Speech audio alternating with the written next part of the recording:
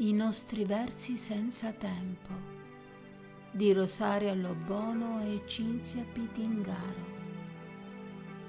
Soffiava leggero il vento d'ottobre, dolcemente accarezzava i nostri capelli, una mano leggiadra a sfiorare i nostri pensieri.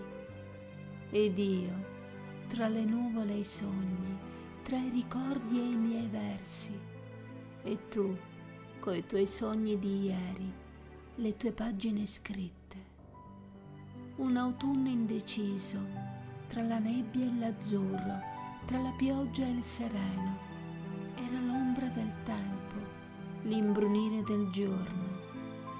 Incantate dai colori del bosco, dei sentieri ingialliti, dalle foglie appassite, guardavamo il sole al tramonto, seguendo i pensieri non detti, i discorsi non fatti.